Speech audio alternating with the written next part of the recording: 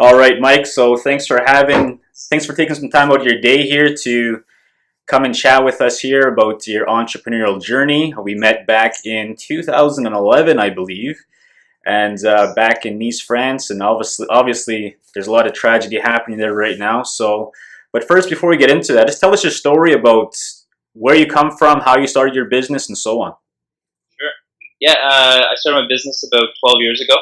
I had a background in kinesiology, and I ended up going to the U.S. and training a few high-profile athletes. And when I got done doing that, I came to Newfoundland to do graduate school and had a bit of a skill set that was unique. So I started training some local people and got involved with the university athletics program, and that kind of spawned a business. Started a small personal training business. Some business leaders came down. They had companies. Before long, we were working with their companies, and some of those companies happened to be offshore oil rigs, and it's kind of kept on steamrolling from there. A lot of the injuries I saw in oil workers were the same as I saw in athletes, so we were able to make a big impact in safety performance, and the guys staying healthy in the ocean was obviously a huge risk, and taking care of them, and started a big business that kind of grew. And since then, we've recently been acquired and added to the Medisys Health Group, which is the largest health company in Canada. So now they have 27 locations across the country, and we're taking our programs from definitions, and we're going to be rolling them out to the 5,000 plus companies that they work with. So it's an exciting little trip. That's huge, man. That's huge. Congratulations. Thanks. It's really exciting. So tell us, how many years have you been in business now? 12 years. 12 years. Wow. So what made you start this? Well, that's the thing. I think it was I needed money for school. Yeah. I've been a student the entire time that I've been an entrepreneur, so I'm finishing up my doctorate this month, believe it or not. Congratulations. And no, it was an interest, and I knew that I enjoyed Newfoundland. I wasn't from here originally. I moved here. I lived in New Brunswick, and before that, I even lived in Toronto. And I just really, really enjoyed the East Coast, and there was really unique opportunity to kind of grow here with some big companies that were here on a small scale. So, this opportunity kind of grew itself. I didn't really expect it to be a company that would be working, with remote sites across the country and office buildings in Toronto. But at the end of the day, the goal is now expanded, and that's the fun part about being an entrepreneur. You never know where it's going to take you. Right, absolutely. So tell us back in 2011, you just got off, I think you just won a national student entrepreneurship championship in the whole world, which is amazing. And we're in France. Tell us what's going on in your life at this time, 2011. Yeah. So, 2011 was a pretty exciting time. Like I said, we won the nationals for the Enactus program. ACE, it was ACE at the time, now it's Enactus, the Entrepreneur Challenge. And then was able to go to New York City and compete at the Global Student Entrepreneurship Challenge, and I won that for a graduate student, which is really exciting. So you're in a boardroom in New York, and you're pitching your business to some real business luminaries, and you're competing against India and U.S. and China. Very cool stuff. So that was fun. But like yourself, we had a bit of a role as a young entrepreneur in the country. Yep. So we got a chance to go to Nice and really experience what other countries are struggling with. You see how lucky we are in a lot of ways in Canada to have the opportunities we have as business leaders. But we got the chance to work with panels from India and from Africa and from the U.S. and all sorts of places that were the same but different, and also very different but the same. And also, I remember, if you recall enough, but to listen to Nobel Prize laureates like Muhammad Yunus talk about the Korean Bank. What an amazing time and amazing experience, and how can we share what's worked for us with other countries that maybe don't have those opportunities yet, but are trying to foster them for young people. Right, absolutely. So since 2011, we haven't actually had a lot of time to chat. You've been really busy on Facebook. That's basically the only time we've been seeing each other's on Facebook. So tell us what's happened since 2011 up until 2016 to present. Sure. So it's been an interesting time. We grew the U.S. and we started expanding in oil and gas, and that was really interesting. So we started working in places like Louisiana and Texas. Did some work over in the UK as well. So times in Scotland, and able to grow that way. I ended up buying out my company and bringing in partners that had a really strong business acumen. Mm-hmm.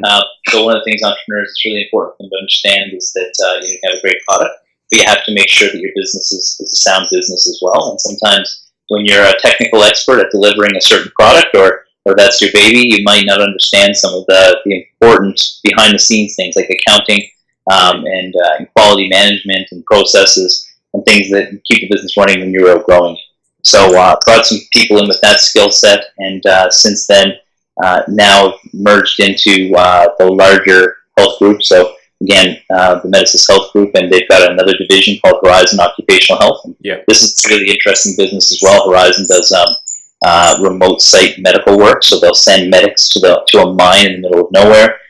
They'll do drug and alcohol tests, pre-employment testing for companies, and then Medicis is very well known for doing executive health assessments. So they deal with senior leadership of companies and go in for really comprehensive medicals each year. One of the things that they weren't experts in was interventions around wellness. So how do you take care of the people once they've been assessed or they're at the work site, and not only take care of them once they're hurt, but how do we keep them from getting hurt? And so we've that's kind of where our niche has fallen in within them. So we're just planning out our strategy. We're just having some fun right now, figuring out how we do it. Yeah. Nice. So for the viewers here who might not know about your business, tell us your business and what problem it solves in the workplace. Sure. So wellness is a very broad topic with a lot of definitions, which, pardon the pun, but that really can mean a lot of things to a lot of people. But the process we took was that in order to improve somebody's health, the first thing you have to do is you have to understand what the risk factors are for those individuals. And a lot of the time, wellness falls under either entertainment, so that people are just trying to keep them, entertained at work, or fitness-oriented, but really don't get to the root of the problem. And that could be that somebody has never exercised, they feel uncomfortable with it, they don't know how to eat properly, their schedule is busy, they know what they should do, but they don't actually know how to do it, or maybe they've got types of injuries that can limit their ability to perform safely at work. Mm-hmm. So our organization addresses those specific issues of high-risk individuals, and then creates a culture of health within the organization.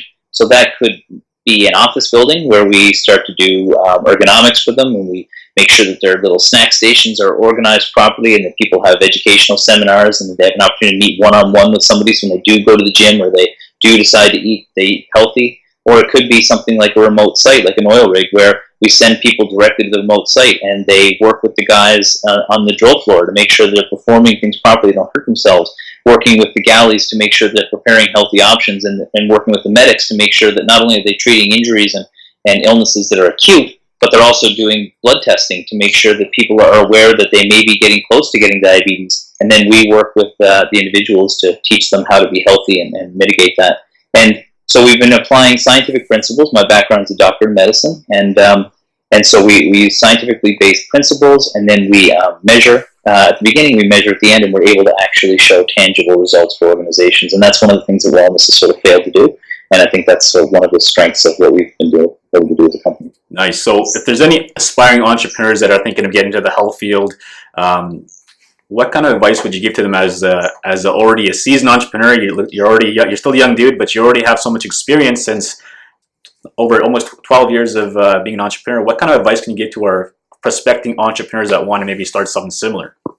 Yeah, I think it's listening to your customers. The first thing is that, and in a lot of fields, people think that they know what people need, but they don't ever ask the questions. Our business has changed tremendously over time. So the other aspect of this I didn't mention was that we have a gym. And the gym, starting with personal training, is very fitness-oriented, very cosmetically based at the beginning. But now it's a physiotherapy clinic. We have acupuncture, we have massage therapy, we have occupational therapists, we have kinesiologists. We do motor vehicle assistance and case management and injuries and diabetes and cholesterol, cardiac rehab. And the reality is that, at first, maybe in my field, I would have thought I'm going to train the pro athletes because that's what's everybody wants to do. It's the really sort of prestigious sort of thing. But there's a lot of people out there that need help with what I do that can benefit even more than the athlete who takes 1 second off their sprint time. So paying attention to what the market is dictating, finding out how you can solve a problem, and when you solve a problem, that's how you can develop a product that's marketable and you can make money off it, and not getting too sold on your baby. Even in my situation, if we hadn't been open to partner with a larger organization and give up a little bit of control, but we would never have the opportunity to take our product, which helps people across the country. So remember it's a company, it's a goal, it's to solve a problem, and you've got to be creative how to solve that problem. So don't listen to your customers, and by doing that, you're going to evolve. Awesome. Thank you, Mike. I just got two more questions for you.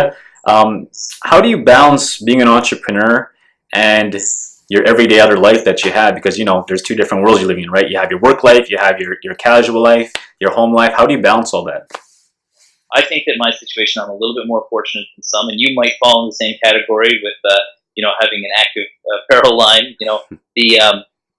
Being in the wellness field, people expect me to balance my life. Right. So something that holds me accountable to get my workouts in, go for a hike. I just got a new dog, so now it's a husky. It's an active dog, so it'll be something to take outside, especially Newfoundland when the weather's snowy. It's gonna love it. But being creative in how you get your physical activity. Taking time at the end of the day to turn the phone off because the world isn't going to end. And I think that's something you learn after being in business a long time, is that you're better to people when you take care of yourself. That's a big thing. And then, when life gives you lemons, make lemonade. So do the best you can with the time you have. If you've only got a few minutes to be healthy, I try and do that. But also, I take time to relax, and we go to dinner and we socialize. And I make sure I have a really strong network of friends around me and family. Because it's a very up and down roller coaster as an entrepreneur, and you need to have a strong support network. And if you've got those people, then when times get tough, they're there for you, and then they get you back to that point where everything is going smooth sailing, which is really what happens when you follow your dream. Awesome. So one last question for you, Mike. How many mentors have you had, and what have your top two mentors, like, what's the best advice they've given to you to help you succeed? Because I'm assuming that mentorship was very important to you as it was for me. So what have they done to help you to grow your business? Sure, it's critical. Having a mentor is probably the most important aspect of business. I was fortunate; my mother was a business person, so she was able to mentor me on the entrepreneurship side. She grew several businesses, and she was able to I could constant. Until you have that mentor that you can call at any time, that's like family, it's good to have. It's nice for me to have something that was that close, that was understand my situation. So that was good. It also made it easier for the balance side of things to have somebody who's in your family that knows what you're going through.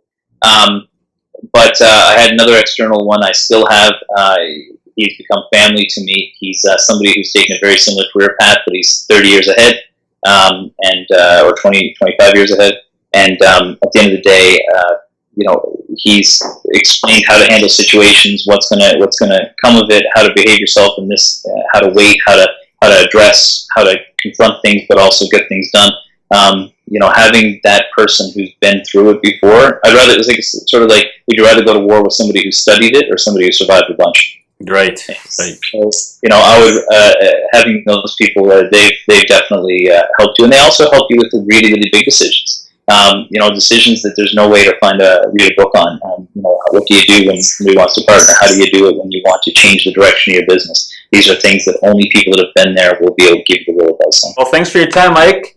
I know you have a busy day ahead here, so I just want to say thank you for joining us, and best of luck in the future here and the rest of 2016. Thanks very much. Good to see you.